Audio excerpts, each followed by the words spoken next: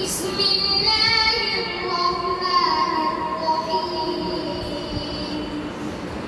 يا أيها الذين آمنوا استعينوا بالصبر والصلاة إن الله مع الصابرين. ولا تقولوا لمن يقتل في سبيل الله أموات بل أحياء ولكن لا تشعرون. ولنبلونكم بشيء من الخوف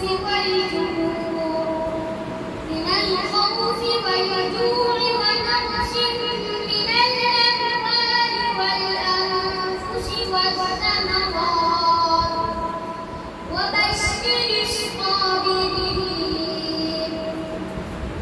الذين إذا أصابتهم مصيبة